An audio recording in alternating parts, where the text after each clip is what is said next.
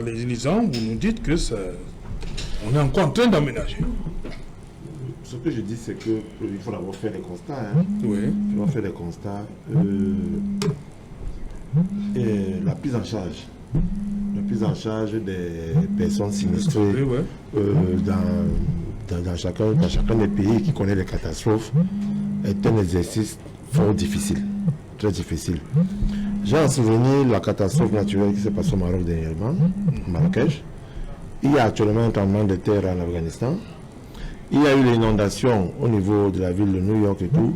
Le plus important, c'est la capacité de réactivité des autorités, à sauver des vies, ce qui peut encore être sauvé comme vie, quand on a fini de faire tous les procès qu'on veut faire de pourquoi il y a un tel ça est là, pourquoi il y a une initiative, pourquoi la corruption. Finissons de faire tous ces procès, il y a une catastrophe, les secours, la réactivité, et maintenant, comment faire pour reloger cela qui doivent être logés.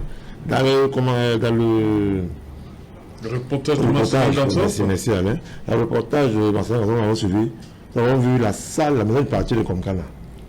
Maintenant, psychologiquement, il y a une question à se poser.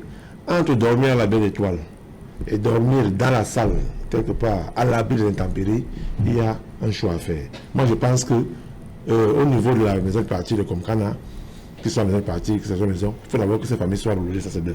Deux, il y a maintenant les autres entités à côté que moi je voulais voir, peut-être je n'ai pas vu, mais je me dis qu'il doit y avoir par exemple des latrines.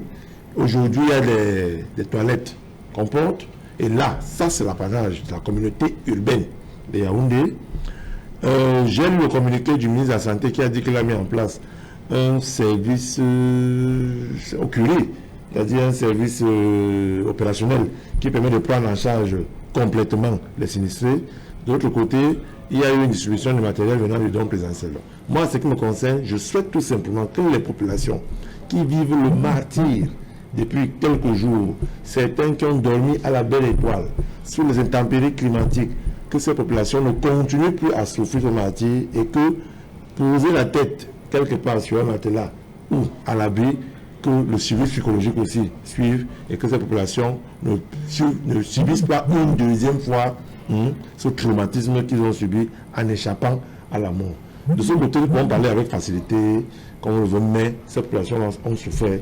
Il faut que la souffrance arrête et que, comme on les a relogés au niveau de la partie comme ça, que la solidarité aussi soit de mise, que ceux qui ont des maisons, des chambres inoccupées, si et là, les autorités d'abord, les élus municipaux et tous ceux qui ont les établissements scolaires, peut-être qu'on n'utilise plus et tout, que tout ce qui peut abriter ces personnes soient aujourd'hui mises à disposition pour qu'on leur donne un espace pour poser la tête et que les enfants doivent aller à l'école et que le travail de sécurisation de la zone continue.